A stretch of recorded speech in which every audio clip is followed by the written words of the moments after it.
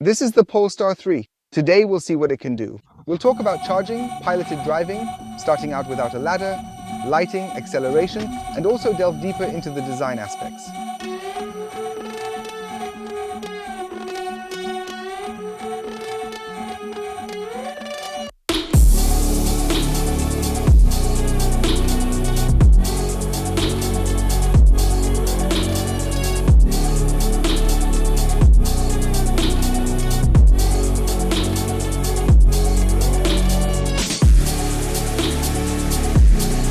And with that, hey and welcome to this new video here at Jonas.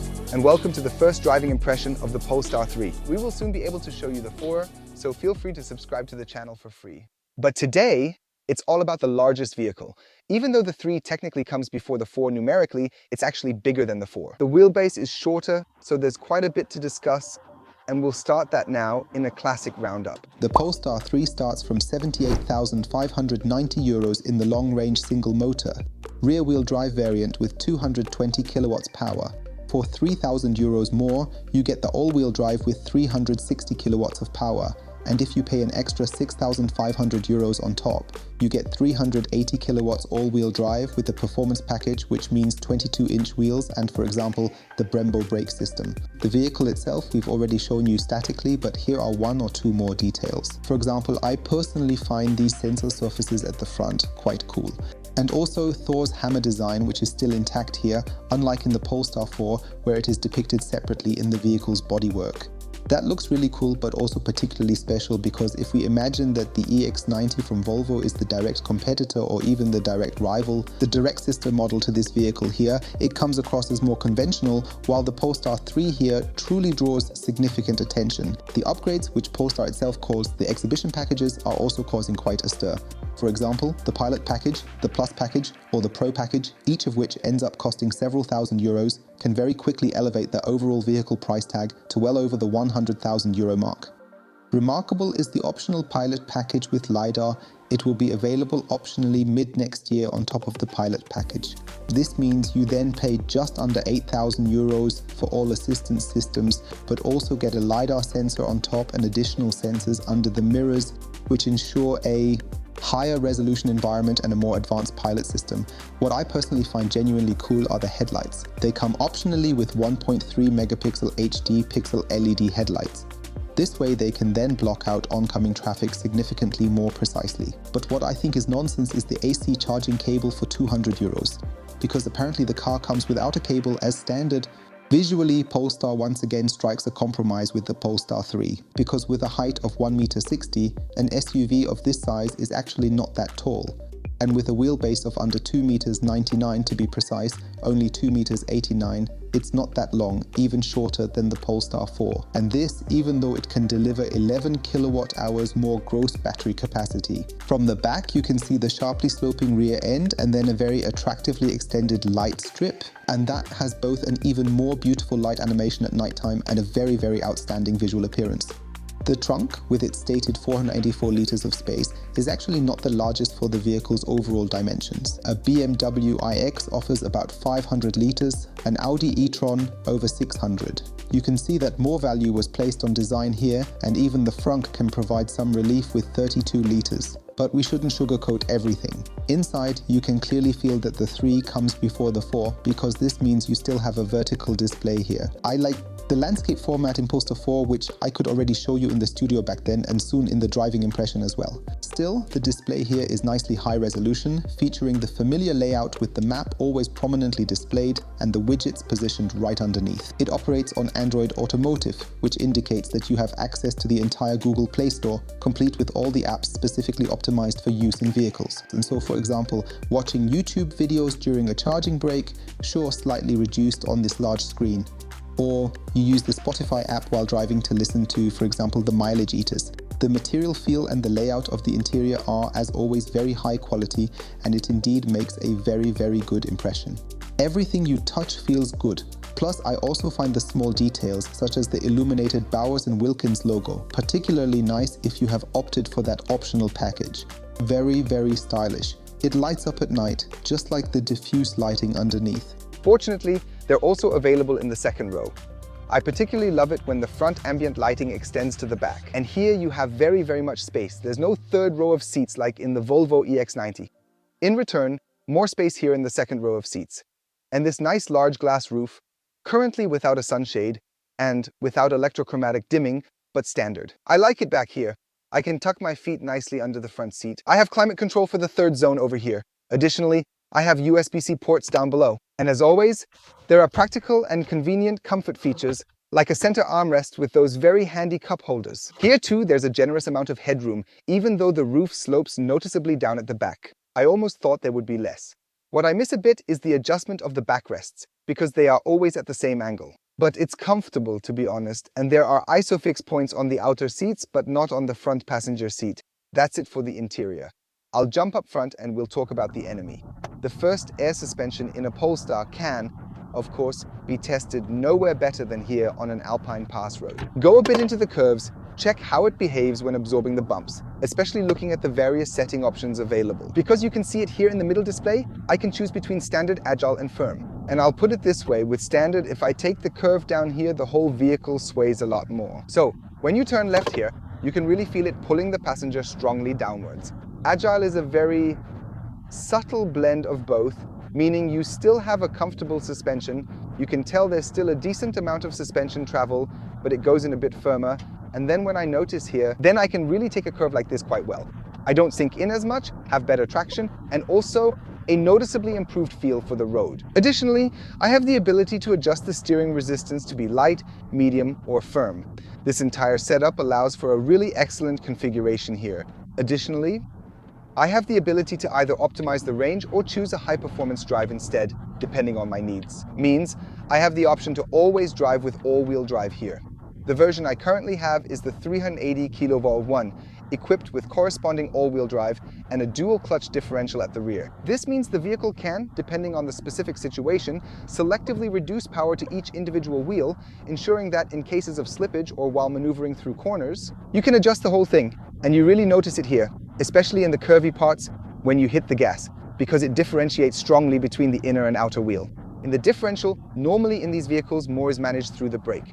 A brief brake pressure is created, so one wheel tightens a bit more, allowing the outer wheel to spin faster. This was now accomplished at this point through the use of this dual-clutch transmission. There is also a standard 220 kV variant for the rear, as mentioned, which naturally includes this limited slip differential accordingly. But driving through here really is a lot of fun. What I find a bit unfortunate is that you can only use the raised suspension to pass through. That means I primarily end up using it, for example, when I see there's an embankment or I need to get over a really high curb somewhere. Or it is rugged terrain where you consistently drive the vehicle uphill and then continuously travel along these kinds of routes at this higher elevation level. But here, quickly speed up for the cyclist, then brake, that works well. Here too, there's the Brembo brakes with the front calipers shown in orange, bronze, gold, or whatever you want to call it.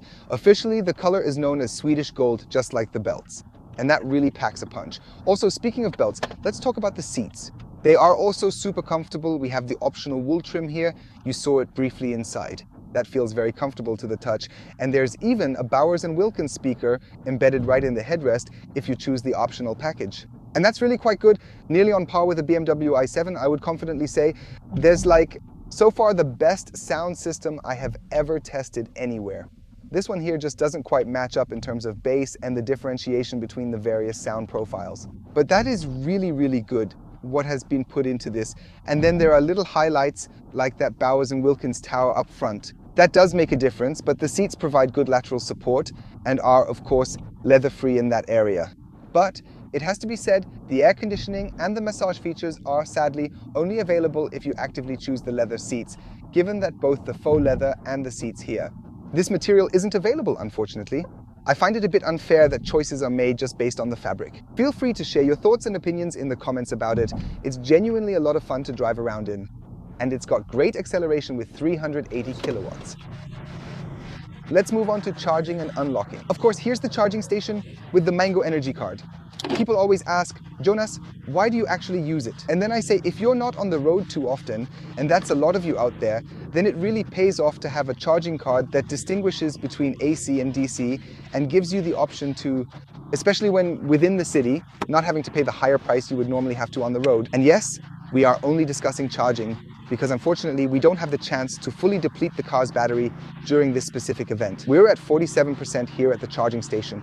The vehicle can charge up to 250 kilodolars peak and should reach 111 or 107.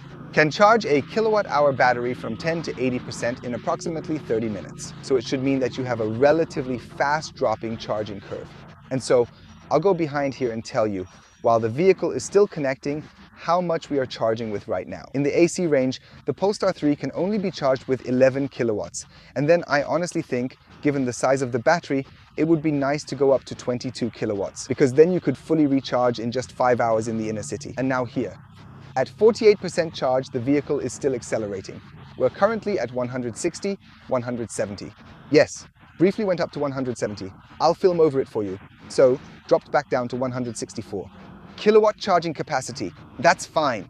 It's definitely not the worst performance at all. A more detailed test at home will certainly need to show precisely how quickly you actually manage to charge. Feel free to write in the comments what you think about it. 10 to 80 in 30 minutes is actually okay. Even though there are now other vehicles with an 800-volt system that can charge a similarly large battery much faster. But now let's see how the vehicle handles on the highway, and with that, we come to the highway. 380 kilowatts really pull you into the seat. We talked earlier about the acceleration and how impressive it is. But we sort of forgot to talk more about the vehicle's response behavior. And you have to say it's a bit rubber band-like at the low end, so it doesn't have that punch, which you might have had with earlier Volvo models. This is more subtle here, but he really manages to do a very respectable and commendable job. Let's go ahead and test the assistance systems here. You need to click down once, then use the gear lever, and after that, you're able to set it in place right here. I believe the Pilot works up to 135 kilometers per hour, so active lane keeping in conjunction with the adaptive cruise control, which currently, mind you, only has a predetermined distance length, and it is really quite far. So we'll overlay it here for you to show just how much distance there is. That definitely needs regulation, as it's often the maximum distance with other vehicles, and inevitably someone always cuts right in. That means piloted driving on the highway has very little to do with it, simply because you're always letting other road users in, then braking once again to re-establish the safe distance. That's not very pleasant in everyday life, but you've got to admit, the lane keeping has certainly been improved compared to, for example, the Polestar 2. That means the car doesn't sway as much anymore. We had that at the beginning with the Polestar models where they would sway back and forth a bit. You don't have that now if you step on it here 120 times. A lot happens then. It's not like you'd think, oh wow, at the top end it really feels like it's an acceleration monster. But it really does have power. I mean, when all is said and done, it's over 500 horsepower in the old currency. And that really makes it fun. As you felt on the country road, you can definitely notice the suspension difference here too. That means if I'm a standard, I have even significantly more comfort. On the highway, it's rather bumpy. More is let through there. And with Agile, it's a healthy mix that I find suitable for the highway. I find it the most comfortable. The interior is also very comfy, thanks to the optional noise cancelling system that is installed here. That's available with the Pro package, and then the external noises are filtered and counteracted internally in a kind of anti-noise presentation. You know it from other vehicles, so you achieve a noticeably lower volume inside the cabin. And that's really impressively well done. Only wind noises right here at the window edge, those are not effectively filtered out, or they're simply difficult to manage. It hisses a bit there. Sometimes I feel like the window is open, but perhaps it's not. It could also be because of the rather large mirror that's being held up almost like an arm extending outward. That it simply catches way too much air. As for the driving behavior and the comfort, it's honestly really quite good here. Well, that's fun, and you obviously notice the size of the vehicle. You notice the wheelbase, but you also certainly feel the over 2.6 tons of empty weight, because that indeed makes a difference. And now let's step on it here, since the formula is free, just speed up. It's rated at 210 kilometers per hour. Let's see what it can do. The small rear motor runs 180 kilometers per hour, and here it's 204, 18, 112. Like 213. That's the end. And now it's also limited, but we were able to find it out for you. But even when out here on the highway, the car feels extremely smooth, so it's incredibly comfortable and very easy to steer. And I also really like the shape of the steering wheel. It's somewhat angular, but it's definitely not too thick. Fits perfectly in the hand. I find the buttons located here to be somewhat puzzling. They are, if you don't set anything, only used at the top and bottom. You can always, just by placing it on, see what's behind it.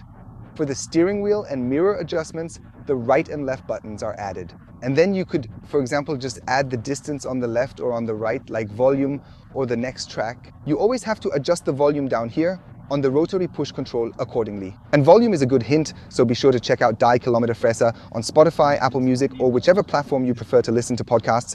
It's my brand new podcast show made together with Tarek.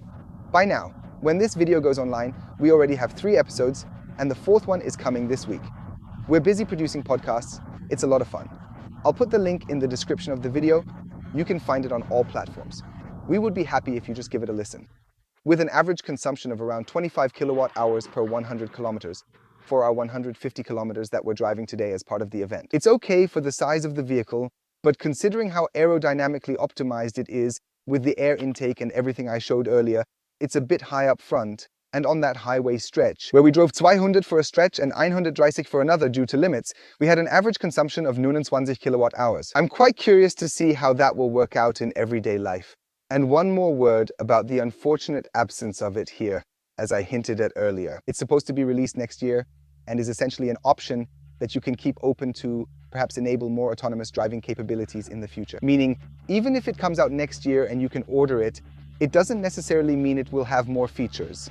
So it's really quite comparable to the full self-driving capability option that's offered by Tesla. Sure, you'll have the LiDAR, but initially it won't offer any additional features. What might still be added via over-the-air update is anyone's guess. There isn't any concrete information available at this moment, and with that, that concludes my detailed first driving impression of the Polestar 3. If you want to see all the details again on how we checked out the launch table, then head over there. And right here below is my most recent review of a similarly sized car.